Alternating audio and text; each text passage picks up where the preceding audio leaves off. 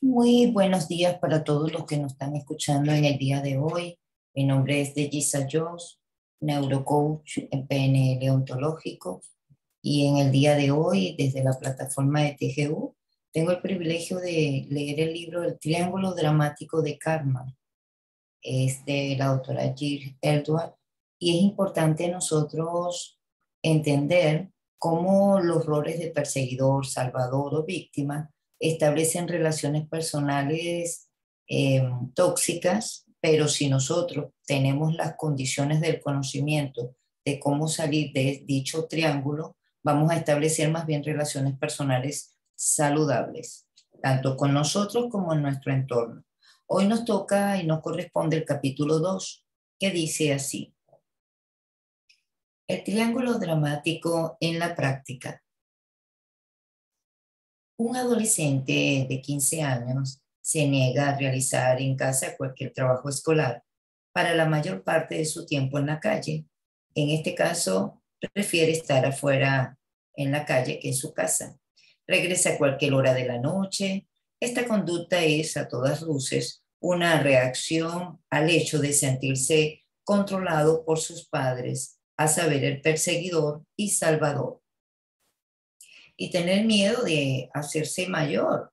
No quiere hacerse mayor porque sabe que va a tener mucho dolor. Su padre se pone en plan de perseguidor, se empeña en hacerle entrar por su vereda. Mientras este está en este techo, él le dice: mientras estés en este techo tendrás que aceptar mis normas, tendrás que hacer lo que yo digo y punto. El problema es que el hijo también asume el rol de perseguidor porque es aprendido por el padre o la madre y ve a su padre como, en este caso, un enemigo. Cualquier cosa que diga a su padre es descabellada y carente de sentido, por lo que no existe una comprensión mutua. Su madre interviene asumiendo el rol del salvador con respecto a su hijo y trata de calmar las aguas revueltas. Si bien esto crea una situación tirante en su matrimonio, ya que su esposo dirige entonces sus diatribas de perseguidor también hacia ella, por lo que la esposa trata de a sí mismo de aplacarlo, asistiéndole y atrapada entre dos fuegos. A lo largo de 20 años, una mujer salvadora y víctima estuvo soportando un régimen matrimonial controlador y abusivo, hasta que un día reúne las fuerzas interiores necesarias para decirle a su esposo, a saber, el perseguidor, que quiere separarse de él. El marido entra en cólera y la amenaza a gritos de que si lo deja, pondrá a sus hijos en contra de ella. Cuando se da cuenta de que su antigua táctica de meter miedo ya no funciona, recurre entonces a la táctica de las fibras sensibles del corazón de la pareja. ¿No te acuerdas del juramento que hiciste en la iglesia? ¿Cómo puedes hacerle eso a tus hijos? Y sugiere que ella es la culpable de sus problemas maritales. Después de todo, quien está tomando antidepresivos eres tú. Eso es lo que le dice el esposo a la esposa para crearle culpa. Esta relación de su esposo hace que se sienta confusa e indecisa una vez más, y después de varias semanas llega a la conclusión de que no tiene derecho a desordenar la vida de sus hijos porque ella quiera encontrar su propia paz y felicidad. Se dice a sí misma que al fin y al cabo las cosas no están tan mal y que quizás debería poner más de su parte, que al final acabará otra vez integrándose a su penoso y esforzado matrimonio. Durante muchos años, un hombre había estado ayudando económicamente a su hermana enferma. Por esto en este caso, fue mayúscula su sorpresa cuando de repente su hermana enfadada con él y le deja de hablar. Y dice: después de todo lo que yo he hecho por ella. La realidad era que, aunque de forma bondadosa y con buenas intenciones, todos estos años había representado con ella el rol del Salvador, con el pretexto de que ésta representara un síndrome de fatiga crónica, obligándola de este modo a asumir el papel de víctima. Sin embargo, llega un momento en que la hermana se siente capaz de gobernarse por sí sola, circunstancia que él no reconoce, puesto que sigue tratándola como si fuese una niña. Esta falta de comprensión por parte de su hermano la pone furiosa y le hace adoptar frente a él el rol de perseguidora. Una vez más, logra deshacerse de la influencia de su hermano y nota una apreciable mejoría en su estado de salud. Siguiente caso. Una trabajadora social recibe una llamada telefónica de su anciano padre, persona exigente, quien le anuncia que no puede valerse por sí mismo y que se va a vivir con ella. Siempre había temido que llegara ese momento. Ese era el temor de ella. Pero sucedió, llegó el momento, y durante muchos años su padre la había sometido a una especie de chantaje moral basado en remordimiento de conciencia y en las obligaciones de sus hijos para con los padres. Si un día le decía, no tengo noticias tuyas, me embarcará el temor de que te has muerto. También le decía, no es mucho lo que pido, siempre que dedicas algún tiempo para su propio solar. Esta actitud paterna le amargaba la fiesta y hacía que se sintiera mal, y ella empezó a utilizar el rol de salvadora natural y veía que no tenía otro remedio que acceder a la exigencia de su padre. Así que, con gran dolor de su corazón, se resignó a destinarle el cuarto de huéspedes. Tenemos otro ejemplo a continuación. Un joven es invitado por unos amigos a pasar unos días esquiando, aunque a su novia con la que vive no le entusiasma nada la idea de ir con él. Entre lágrimas y reproches, le dice que, puesto que la más mínima ocasión no duda en dejarla sola, lo mejor sería que diese por terminada la relación. Él se siente culpable de la desagradable situación que se ha originado y reconoce que ha sido egoísta e irrazonable, por lo que desiste de hacer esa excursión.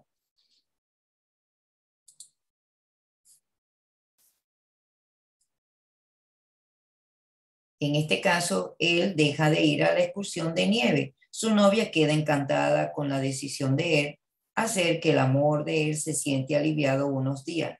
Sin embargo, este proceso se repite cada vez que él quiere hacer algo por su cuenta y su novia perseguidora no le hace gracia. Y como era previsible, el joven empezó a sentirse atrapado y limitado.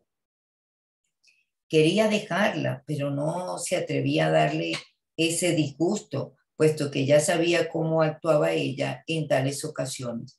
Lo más seguro es que se las arreglara para que terminara lleno de ansiedad y sintiéndose él culpable y avergonzado por no haber asistido a lo que él quería disfrutar.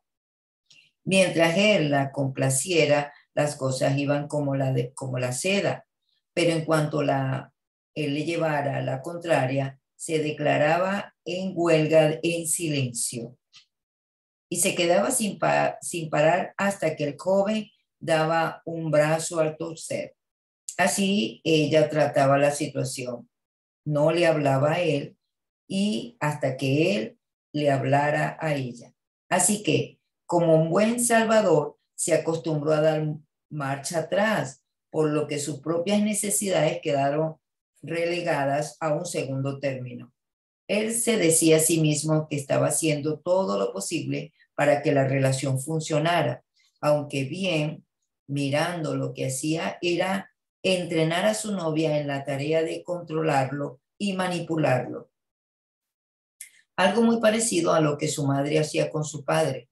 Cuando su prometida comenzó a presionarlo para que contrajese matrimonio, él se sintió y se resintió mucho durante una temporada, pero al final aceptó no romper la paz y empezó a tener ligeros impulsos suicidas el chico, pero a pesar de ello, sigue adelante con los planes de la boda. Veamos otro caso. Una señora mayor cuyo esposo cada vez está más débil y no ceda de arremeter contra los doctores y se la pasa metida dentro de los médicos todo el tiempo, las enfermedades que lo atienden. Para ella no hacen las cosas lo bastante bien los doctores, se equivocan continuamente, no atienden a las necesidades de su marido, le dan mucha o poca medicina o se presentan tarde a su trabajo. La señora ve a su esposo como una víctima de unos salvadores inadecuados. El verdadero problema está en que ella teme que su marido muera pronto y tenga que gobernarse ella por sí misma. Tanto ella, que es fanática de los médicos, como de llevar a su esposo al doctor, en sí, ella lo que teme es quedarse sola porque no quiere gobernarse a sí misma. ¿Cómo se las arreglará una vez que esté sola? ¿Será capaz de dispersarse por los cuidados apropiados? ¿Habrá alguien que la cuide? El talante mordaz con el que se manifiesta externamente, a saber, se vuelve perseguidora, no tiene otra finalidad que encubrir la ansiedad y la vulnerabilidad de la que no se atreve a hablar a los demás y se calla todo el proceso interno, se calla todos sus miedos, quizás incluso a ella misma, como también marginar o apartar de sí aquellas personas que de algún modo podrían mostrarse serviciales con ella o compasiva. Este tipo de personas no le gusta que la ayuden. Veamos otro caso. Las cuestiones médicas dan lugar con frecuencia a la formación de triángulos dramáticos. La persona enferma es la que normalmente merece la consideración. En este caso, la llamaremos víctima desvalida. La enfermedad es la que en este caso suele asumir el rol de perseguidora. Mientras que el doctor y otros profesionales de la medicina o la familia se convierten en salvadores. Cuando una víctima natural se pone enferma o sufre un episodio de incapacitación, se le presenta una oportunidad de oro para mostrar lástima hacia sí misma o para justificar la necesidad de ayuda o de apoyo ajenos, algo que refuerza la dinámica que inicialmente podría haber creado la enfermedad o la lección. Como se guardó tantas necesidades de que la ayudaran y no lo expresó, simplemente la enfermedad está haciendo que las demás personas la ayuden. Cuando anda de por medio una víctima natural, los salvadores, si prosigan demasiadas atenciones, puede inadvertidamente consolidar la enfermedad y la pueden reforzar más, porque esta persona siente que la están atendiendo lo que ella necesitaba, que había guardado por mucho tiempo.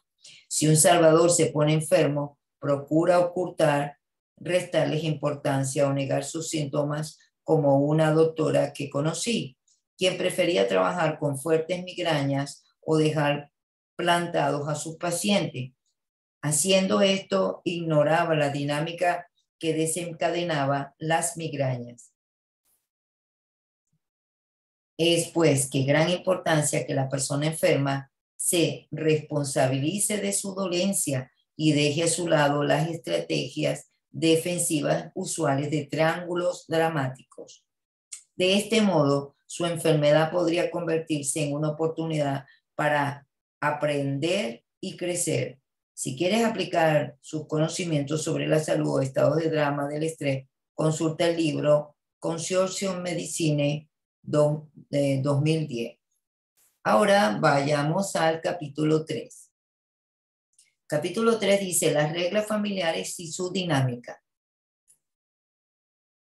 Muchos de nosotros crecimos en el seno de una familia que de un modo u otro funcionaban mal. Sin embargo, existen algunas reglas familiares no escritas que pueden producir relaciones malsanas y hacer que estemos dando vueltas alrededor del triángulo dramático hasta que nos sintamos trastornados o enfermos. Las reglas más comunes de la familia en la que existen algún grado de estructurado son estas. Número 1, finge que todo va bien. Número 2, no causes molestias. Número 3, dale preferencia a los demás. Número 4, sé leal. Número 5, desconfía. Número 6, no des a conocer abiertamente tus sentimientos o mejor aún, no sientas nada. Número 7, no cuestiones estas reglas. Esos son los que le dicen los padres a los hijos que conviven con este triángulo. Estas reglas pueden estar vigentes en familias cuyos miembros aparentemente mantienen buenas relaciones entre sí, pero que si uno se fija con más detenimiento, se da cuenta enseguida de que detrás de esta apariencia amable se esconde un gran depósito de enemistad y animadversión.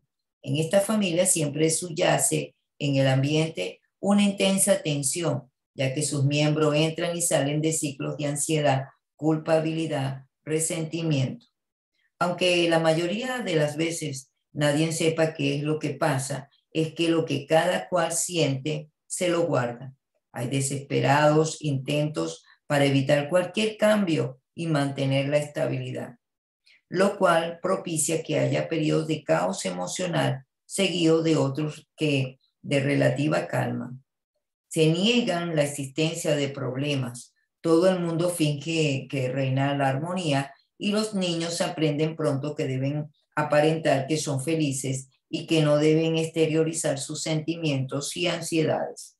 Esto da lugar a que de vez en cuando un niño, para poder descartar su tensión, actúe de manera extremadamente molesta, con ira o tenga rabietas temperamentales. En algunas familias, la mayoría de las interacciones, incluso las originadas por asuntos muy triviales, tienen lugar en el tono al triángulo dramático, lo cual es causa de un estrés colectivo aparente. En este caso, ¿qué horas son estas de llegar a casa? Haz los deberes que te ha puesto en la escuela, porque si no lo haces, te van a enterar. Y si se enteran, no te preocupes, lo haré yo, y suspira con resignación. Está también la otra conducta. Por supuesto, querida, todo va bien. Eres tan egoísta e irresponsable. Mi hermana me ha dado una patada sin motivo alguno. ¿Es que ni siquiera puedes hacerme este pequeño favor? En las familias de este tipo, sus miembros pueden ir dando tumbos alrededor del triángulo dramático de un carácter que siempre es estresante.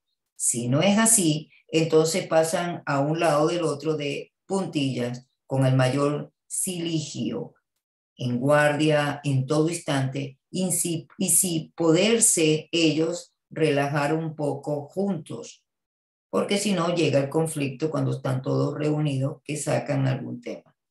Con el objeto de evitar el conflicto, procura más bien guardar las distancias, mantener las relaciones superficiales, aunque a veces por temor e inseguridad, obligación o por sentirse culpable, se acercan unos a otros. A veces también de manera de comportarse de la de cualquier individuo, de pasión y de indignación para poner a pasarse como víctima. Y pasión muere enseguida, dicha pasión. Para evitar el choque frontal, muchas parejas desavenidas, en este caso, se centran en las actividades inofensivas, entre comillas, entre ellas la educación de los hijos, el trabajo, las manualidades, o cualquier caso procuran estar siempre ocupados o no estar solos los dos, con el fin de proteger la relación o para no despertar al perseguidor. que está dormido. ¿Qué hay en el otro de los dos miembros de la pareja que suelen adoptar una actitud transigente? Otro artículo es que se recurre con frecuencia es a la llamada triangulación, en la que el disgusto o la preocupación se traslada a un problema particular a una persona. Por ejemplo, a una cuestión jurídica particular o a un hijo enfermo en dificultades o a las vicisitudes de un negocio o a un triángulo del amor. Con esto lo que se pretende es desviar la atención o echar tierra encima de ciertos asuntos que podrían desencadenar definitivamente en la pareja y desestabilizarla. En estas familias la comunicación suele estar más cegada y distorsionada, siendo raras veces franca y honesta. Los sentimientos y las actitudes se dan por sobrevalorado y no se habla directamente de ella. También es como sobreentendida, como que me imagino que debe entender lo que está pasando, o lo que estoy pensando, o lo que estoy sintiendo. También veo que los platos se están muriendo de risa en el fregadero. Se evita la comunicación en este dicho de triángulo de familia para no despertar al perseguidor. Y esta comunicación sincera es necesaria para que salgan los sentimientos que la persona tiene guardados, pero prefiere mantener la calma, entre comillas, la paz superficial. Y siempre hay una carta escondida bajo la manga. Buena parte de lo que no se debate se debe al miedo, a la vergüenza, al interés inconfesable. En estos casos, a la gente no le queda otro remedio que tratar de adivinar el verdadero significado de los gestos ambiguos, los suspiros, las escogidas de hombro, el silencio, los mensajes críticos. Se vive en un círculo defensivo en que no se hacen preguntas directas por si acaso alguien revela alguna dolorosa verdad. Aunque no se niega, la razón subyacente es que se enfrentan a la verdad y podrían ser demasiado descarnados, peligrosos o inaceptables. Así que la familia vive en medio de un clima de fingimiento, distancia y también desautorización velada. Se trata de un potente semillero de situaciones estresantes que están guardados, aunque hacia afuera la familia se ve de una sensación que está en perfecta normalidad. Las familias que están acostumbradas al estado de farsa raras veces abordan o solucionan totalmente una controversia. Se encuentran falsas soluciones, eso sí, en las que una parte gana y la otra pierde. Una queda en situación desahogada y la otra en situación precaria.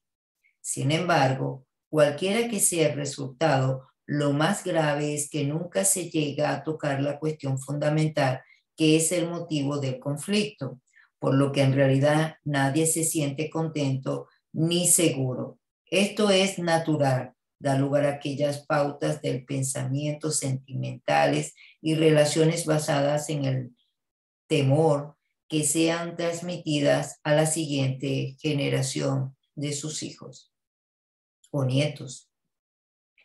Por regla general, dentro de un triángulo dramático, no se resuelve ningún contencioso problema. Se opta por lo más sencillo, dejar la solución para más tarde.